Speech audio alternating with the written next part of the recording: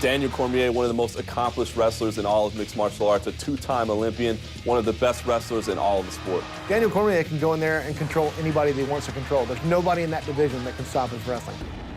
Rashad Evans is injured, and we thought the fight would be canceled. Yeah, I actually did cancel the fight. And I hear about this kid, Cummins, and claims that when he would train with Cormier, he would make Cormier cry.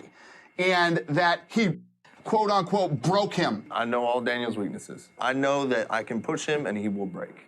You need to be careful what you're saying, but things that happen in that wrestling room stay in the wrestling room. So not only have you crossed the line, you've completely put yourself in my crosshairs. Oh, no. What have I done? You are completely in over your head, Patrick Cummins. What's going to happen? MMA is crazy. Anything can happen. We'll find out next Saturday night. I always try to keep it loose, you know, because otherwise you just sit in the room and think about the fight. All I think about is Saturday night, Saturday night, Saturday night. Well, I don't really want to think about Saturday night all the time. So going out there and getting to talk to these people, that's kind of good to see them. I'm coming into everything as the underdog, and I'm always surprising people. So I come in here and expecting to get the win. I would have never called out Daniel and said, hey, let's have a fight, if I didn't truly believe that I could win. This guy doesn't know what he's in for. He hasn't done this.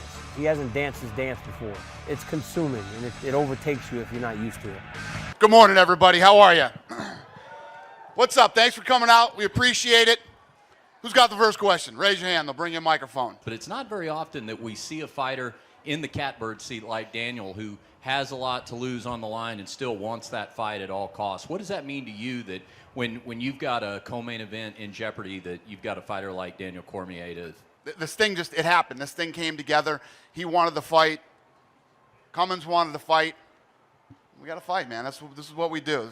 We put on fights, and we made the fight happen. They're both happy to be fighting each other, and I love guys like that. But listen, I'm going to, I feel like we've gotten really close in this past week, so I'm not going to call you Daniel. I'm going to call you Dan. You okay with that?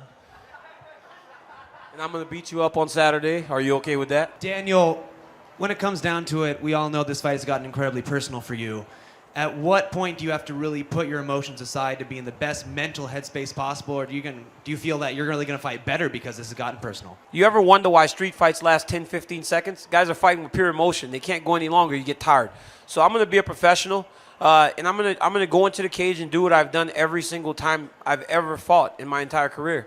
And that's get my hand raised. What part of that story with Pat is so interesting to you? I mean, you made the call, I made him cry, or the coffee shop. Just that whole story seems so interesting, from really a nobody to a UFC multi-fight contract. You know, the kid steps up and takes a fight with Cormier on 10 days' notice. Pretty cool. You know, this is the real Rocky story right here. This kid, I love it.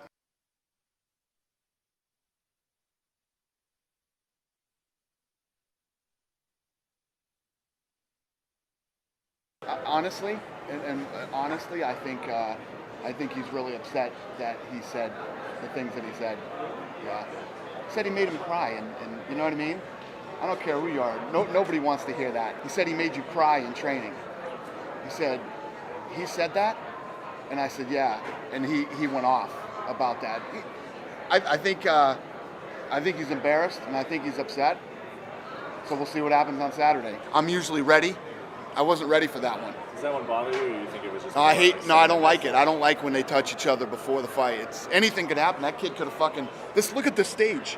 That kid could have fucking fell right there. And It's great to be back in Las Vegas, here at the Mandalay Bay Event Center, as we welcome you to the official weigh-ins for UFC 170. Here is Joe Rogan.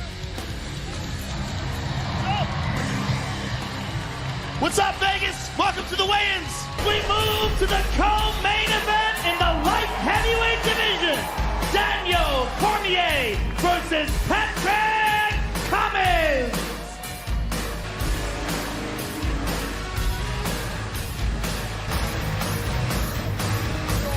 205 for Mr. Cummins.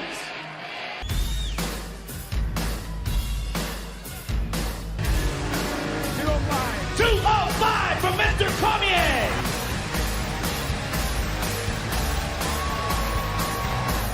Pat Cummins and Daniel Cormier. Patrick Cummins has a great future in this sport. He's going to be a good fighter, but he can't fight me. This is not his time. This is too high a level for him. Man, it's great to be back in Las Vegas. We are live inside the Mandalay Bay Event Center for UFC 170. What I do know is that Daniel Cormier is a stud. He's an outstanding wrestler. Pat Cummins is a man who has been so dominant in his MMA career that 40 different opponents have canceled fights on him. Now you're putting me down. You're saying you made me cry. You know what? Nobody talks about the wrestling room. This is personal. Well, listen, this is how Pat Cummins got this fight. Stone Cold Steve Austin here tonight, watching UFC 170. Sunday, March 9th, exclusively on UFC Fight Pass. The first episode of The Ultimate Fighter Brazil Season 3 will be available. And that man, it's Team Silva versus Team Sun. And we go inside the locker room of the two-time Olympian, Daniel Cormier. His opponent, Patrick Cummins, the two-time All-American, two-time U.S. national team member. This is a huge fight for Daniel Cormier. This is the first fight Daniel Cormier is dropping down to 205 pounds. I'm going to be at 205 next fight. I'm going to be the champion eventually. Patrick Cummins was a two-time NCAA All-American. He's undefeated in mixed martial arts. He's 4-0, and every one of his 4 fights were finishes. When I was getting ready for the Olympic Games in 2004, he was one of my training partners. This kid Cummins claims that he would make Cormier cry. I'm going to be in his face from the start, and I don't think he can keep up. He's good for 5 minutes of a hard push. I want to dominate Pat Cummins. I want him to feel helpless in every aspect. He hurt him! So far, Pat Cummins makes an excellent move with his walkout music. You know what? He was a training partner on the U.S. national team. Patrick Cummins from Doylestown, Pennsylvania.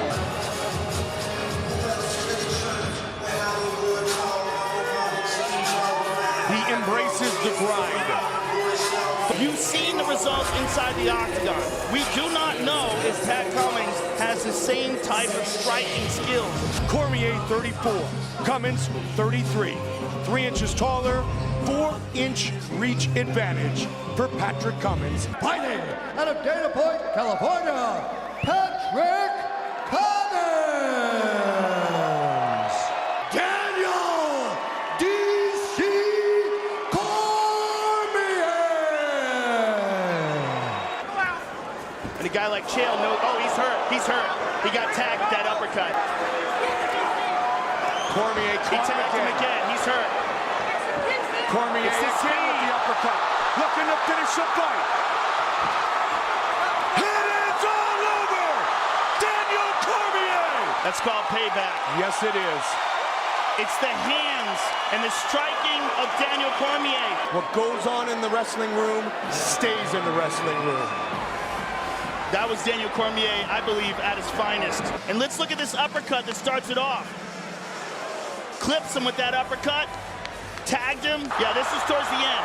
But he had tagged him with several punches before that. And just Daniel Cormier in the finest form we've ever seen inside the octagon. Declaring the winner by TKO, Daniel D.C.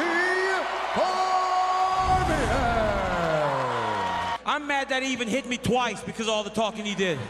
Give me your thoughts now after it's all over when you're watching this. Oh, it feels good, man. Listen, when you talk, you got to be able to back it up. That's what I do. Daniel Cormier, ladies and gentlemen, give it up. Congratulations, brother. Beautiful, beautiful. We've seen it many times where there's fights where a guy goes in against a tougher, less-known guy and doesn't come out looking very good, you know?